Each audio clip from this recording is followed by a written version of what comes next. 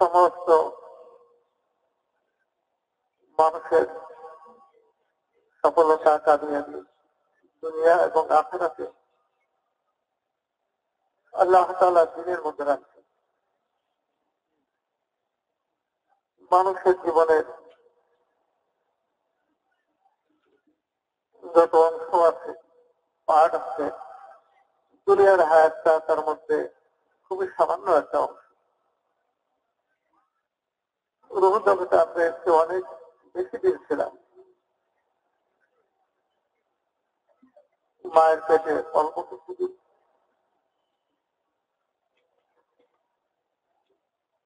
দুনিয়াতে 60-70 বছর। কেউ বলতে পারবে না যে কবরে কতদিন থাকতে হবে। হাসরের ময়দান 50,000 বছর, সেখানে ফায়সালা। আল্লাহ তাআলার এই নিয়ম সত্য। আল্লাহ তাআলার সিদ্ধান্ত সঠিক, কোন পরিবর্তন নাই, কোন পরিবর্তন হবে না। যত রূহ আল্লাহ তাআলা সৃষ্টি করছেন, সকল রূহকে ওই জায়গা থাকতে হবে, রূহ জগৎ থেকে চলে আসতে হবে। যত রূহ মায়ের পেটে আসছে, সকলকে ওখান থেকে বের হয়ে আসতে হবে। জন্ম নামে দুনিয়াতে যতজন আবির্ভূত হয়েছে, সকলকে দুনিয়া ছেড়ে যেতে হবে।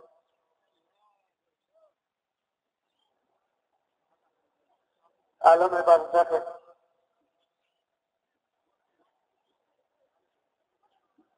খবর তো হইল বাহ্যিকভাবে মাটির গর্ত হিসেবে আমরা দেখি, কিন্তু ওই জগতের নাম হলো আলমে বারজাখ। যতজন আলমে বারজাখে দিয়ে পৌঁছবে, সকলকে হাসরের ময়দানে উঠতে হবে। হাসরের ময়দানে যতজন উঠবে, সকলেরই হিসাব হবে।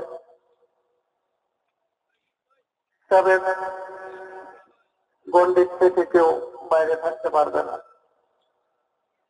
পঙ্খান্ন হিসাব, এক চুল পরিমাণ জায়গা লড়াচড়া করতে পারবে না, যত সময় পর্যন্ত হাসরের ময়দানে 5টা প্রশ্ন না করা হবে। এটা চূড়ান্ত নয়, প্রাথমিক প্রশ্ন। পুরো জীবন কোথায় খরচ করছ, জীবনকাল কিভাবে কাটাই,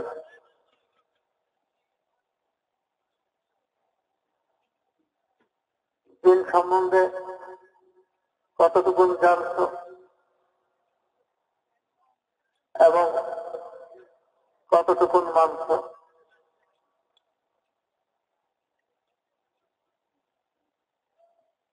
দুনিয়াতে তো অনেক সময় কোন অপরাধ হয়ে গেলে যদি স্বীকার করে যে আমি জানতাম না, আমার জানা ছিল না, অনেক সময় মাফ করে দেওয়া হয় বা শিথিল করা হয়। কিন্তু হাসরের ময়দানে জানি নাই, জানতাম না, এই ওজোরের কারণে কারো উপরে কারো কোনো শিথিলতা করা হবে না। ওইখানে না জানাটা হলো সবচেয়ে বড় অপরাধ। কারণ আল্লাহ তাআলা দুনিয়াতে আমাদেরকে পাঠাইছেন দিন সম্বন্ধে জানার জন্য, দিনকে মানার জন্য। জানি নেই, জানতাম না, এই কথা বলে কেউ পার পেতে পারবে না। কারণ হায়াতের মাত্রা হয়ে গেছে। আল্লাহ তাআলার দিনকে জানতে হবে। দুনিয়াতে জীবনযাপনের তরিকা, দুনিয়াতে আসার পরে করণীয়, কিন্তু কিছুদিন পর্যন্ত থাকে মা বাবার দায়িত্বে, সন্তানের ব্যাপারে করণীয় কি, করতে হবে কিভাবে। যখন সে পূর্ণবয়স্ক হয়ে যায়, তখন দায় দায়িত্ব তার উপরে বর্তায়।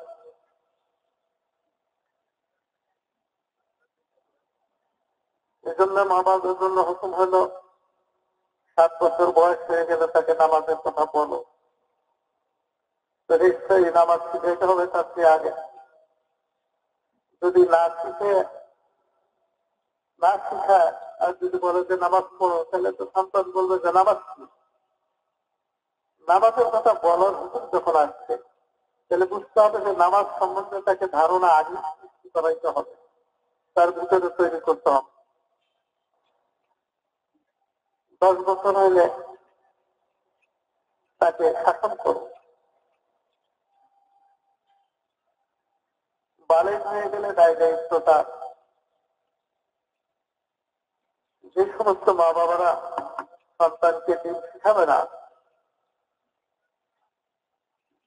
নিজের সন্তানকে দিন না শিখিয়ে মা বাপ যদি দিনদার এমন হয় যে তার নেকি জান্নাতে যাওয়ার উপযুক্ত, তার নেকি তাকে জান্নাতে নিয়ে যাওয়ার উপযুক্ত, বা জান্নাতে নিয়ে যাওয়ার জন্য যে পরিমাণে নেকির দরকার ওই পরিমাণে নেক আমল সে করছে, কিন্তু সন্তানকে দিন শিখায় নাই, এই সন্তান অভিযোগ করবে যে আমার মা বাবা আমাকে দিন শিখায় নাই। এই অভিযোগের কারণে মা বাপকে জাহান্নামে যেতে হবে।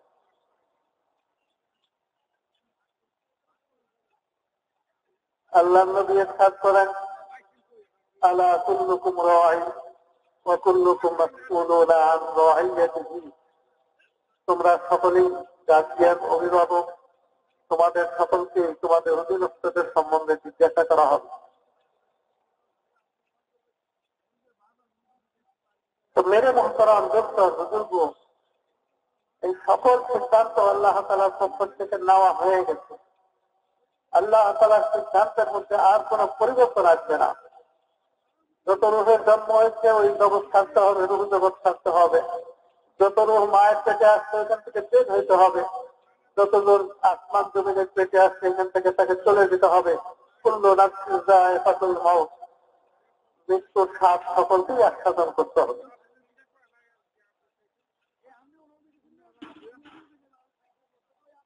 মৃত্যুর দরজাতে বের হয়ে আলমের বারজাকে তাকে প্রবেশ করতে হবে। ওইখান থেকে একদিন হাসরের ময়দানে তাকে উঠতে হবে। হাসরের ময়দানে মানুষ বিভিন্ন ভাবে উঠবে।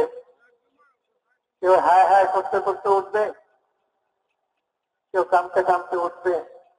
কান্না শুরু হয়ে যাবে, এই কান্না শেষ নাই। চোখের পানি শেষে রক্ত বলবে, তাতেও কান্না থামাইতে পারবে না। অনন্তকালের জন্য জাহান্নামে গিয়ে তাকে কাঁদতে হবে।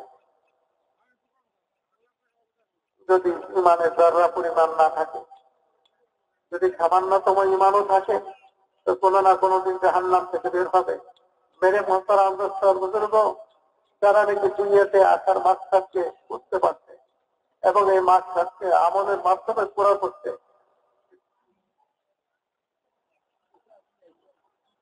ইমানকে বুনিয়াদ বানায় আমলের মাধ্যমে, আমল নবীর তরিকায়। আল্লাহ তাআলার আমল হলো আল্লাহ তাআলার হুকুম, শরীয়তের ফায়সালা। এই আমলগুলোকে নবীর তরিকা অনুযায়ী করছে। মেরে মুহতারাম দোস্ত বুজুর্গ, তাদের মধ্যে কিছু লোক হাসরের ময়দানে উঠে হাসতে হাসতে। আল্লাহ নবী বলেন যে লাইসা ওয়াহশাতুন আলা আহলি লা ইলাহা ইল্লাল্লাহ লা ফি মাউতিহিম ওয়া লা ফি মানসারিহিম